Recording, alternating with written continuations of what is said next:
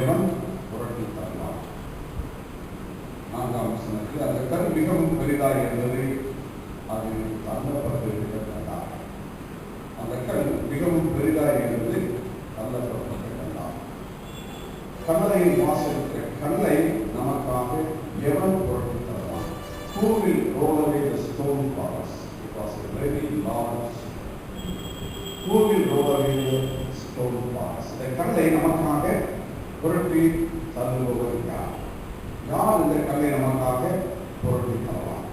Magdalene மரியாளும், யாக்கோபின் தாயாகிய மரியாளும், சலோமே ஆகிய 3 பெண்கள் மரித்து போன இயேசு கிறிஸ்துவை சரீரத்திற்கு சுகந்த வர்க்கம் இடும்படியாக அதிகாலை வேளையிலே கல்லறை நிறுவனத்திற்கு வருகிறார்.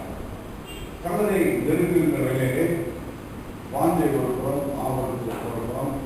ஆனால் அதே சமயத்தில் இயேசு கிறிஸ்துவை சரீரத்தை போய் பார்ப்பதற்கு ஒரு கல் தடையாக.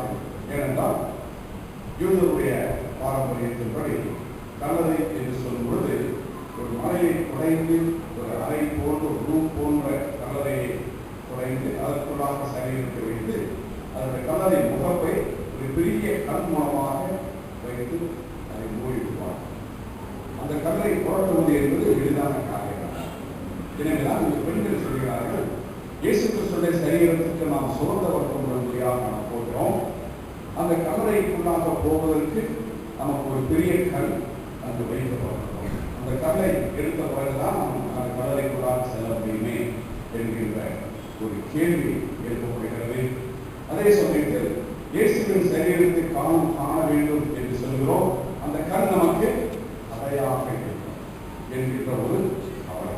கேள்வி ஒரு புறம், கவலை ஒரு புறம். இப்படி அவர்கள் கவலைப்பட்டுக் கொண்டே கல்லறின் அருகிலே வரும்போது அந்த கல் தள்ளப்பட்டிருக்கிறது. அந்த கல் பெரிதாக இருந்தது, ஆனால் அந்த கல் தள்ளப்பட்டிருக்கிறது. எப்போது அந்த கல் தள்ளப்பட்டிருக்கும்? எப்போது அந்த கல்லறை திறந்திருக்கும்? இயேசு கிறிஸ்து உயிரோடு எழுந்த சமயம் தானாக அந்த கல் புரண்டது. இயேசு கிறிஸ்து உயிர் திறந்த சமயத்திலே அந்த பெரிய வாசலில், கல்லறையின் வாசலில் வைக்கப்பட்டிருந்த அந்த பெரிய கல் தானாக அதை புரண்டு ஓடியது என்பதைத்தான் சுட்டிக்காட்டுகிறது. இயேசு மரித்த நிலையில் இருக்கும் வரை கல்லறை மூடப்பட்டிருந்தது. இயேசு மரித்த இயேசுவாக இருந்தபோது அந்த கல்லறை மூடப்பட்டிருந்தது. ஆனால் இயேசு கிறிஸ்து உயிர் தெழுந்த போது அந்த கல் தானாக புரண்டு ஓடியது. அந்த கல் புரட்டப்பட்டதே இயேசுடைய உயிர் தெழுந்ததினால் தான். இயேசு உயிரோடு எழுந்தபடினால்தான் அந்த கல் தானாக புரண்டு ஓடியது. 1 பேதுரு 2ஆம் அதிகாரம் 4ஆம் வசனத்தை பார்ப்போமானால் 1 பேதுரு 2:4 இயேசு கிறிஸ்துவுக்கு இன்னொரு அடைமொழி என்னவென்றால் ஜீவனுள்ள கல். வாசிங்கள் 1 பேதுரு 2:4.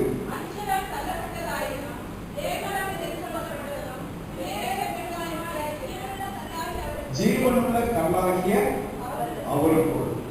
இயேசு கிறிஸ்து ஜீவனுள்ள கல். இது ஜீவனுள்ள கல்லாகிய இயேசு கிறிஸ்துவை ஜீவனற்ற கல் என்ன செய்யப்படவில்லை? மூடி வைத்திருக்க முடியவில்லை. ஜீவனுள்ள கல்லை ஜீவனில்லாத கல் மறைத்து வைத்திருக்க முடியவில்லை. இயேசு கிறிஸ்து ஜீவனை பெற்றபடினால், உயிர்த்தெழுந்தபடினால் ஜீவனற்ற கல் தானாக புரண்டு ஓடியது என்பதாக பார்க்கிறோம். நமது வாழ்க்கையிலும் பல கற்கள் புரட்டப்பட. எப்படி அந்த பெண்கள் இயேசுவை நாம் பார்க்க போவதற்கு இந்த கல் தடையாக இருக்கும். இந்த கல்லை நமக்காக எவன் புரட்டி தந்துவார்? இந்த கல் நம்மால் புரட்டப்பட முடியாத கல்லாக இருக்கிறதே, யார் நமக்கு உதவி செய்வார்கள் என்ற அந்த பெண்கள் நினைத்திருக்க போல நமது வாழ்க்கையிலும் பல கற்களை புரட்ட முடியாமல் இருக்கிறோம். நமது வாழ்க்கையில் வரக்கூடிய கற்கள் என்ன? வியாதி, கவலை, தண்ணீர், தோல்வி நேரங்களிலே நாம் சொல்லுகின்ற காரியம், இந்த கல்லை நமக்காக யார் புரட்டி தருவார்? யார் நமது துன்பத்தையும் நமது சோதனைகளையும் நமது கண்ணீர் வேலைகளை யார் நமக்கு உதவி செய்வார்கள்? எனக்கு உதவி செய்ய யாருமே இல்லையே. என்னுடைய கவலைகளையும் துன்பத்தையும் போக்குவதற்கு, என்னுடைய குடும்பத்தினுடைய, என்னுடைய பிள்ளைகளுடைய கஷ்டங்களை நீக்குவதற்கு, எங்களுக்கு உதவி செய்வதற்கு யார் வருவார்கள்? யார் இருக்கிறார்கள்?